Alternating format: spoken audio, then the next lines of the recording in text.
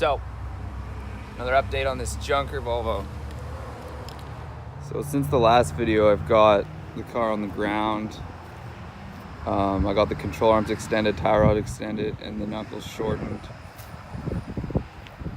And I went with some BC racing coils, which are pretty easy to install. And I threw some basket weaves on the back or to all the Volvo wheels. They fit pretty nice. And the GTA mesh ones fit pretty good up here. I lifted the car about 3 inches.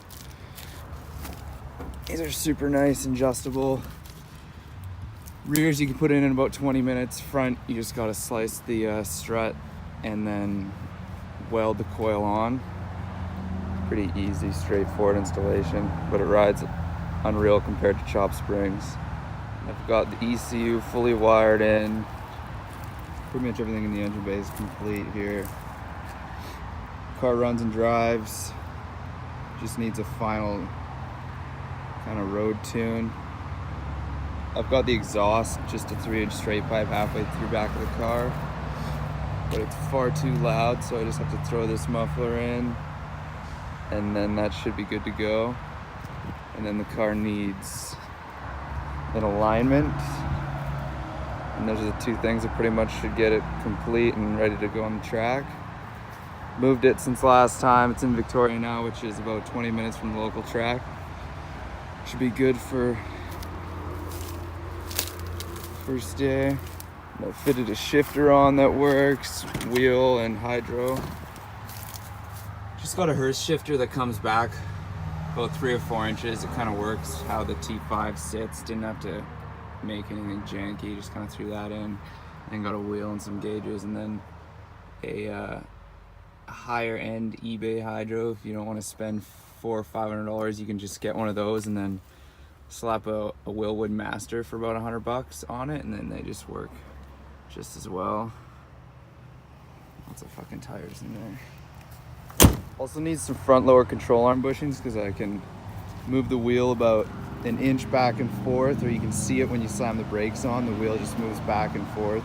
So I need to throw this in before I get a alignment. Now I drove this car when we were trying to tune it, and the turbo lag is crazy. It spools up at about 3,400 RPMs. So unfortunately, I think that's a GT35 on right now. I think it needs a GT28 to make it pull straight through. But I'll see how that one does after the final tune and everything's through. But I may have to change that a little smaller. Through the wastegate, just out the hood, because whatever, who cares?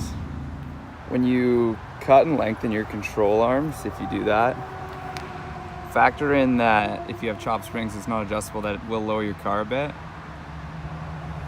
Which is why I had to lift this thing quite a bit. You couldn't even drive it on the road. You'd hit a bump and just scrape, and sparks be shooting through the back of your car there.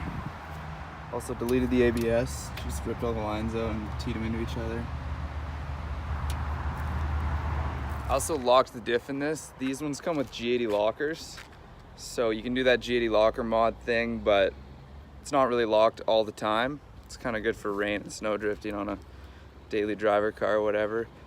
But with the G80 locker, you can pretty much remove the diff, just cut everything out around it, like the weights and everything, and then there's a plate in there already, and you just weld around that and it should be locked and good to go.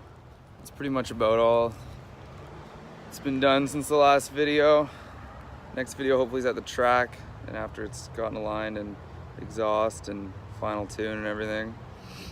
And then yeah, here's a video of it doing a donut.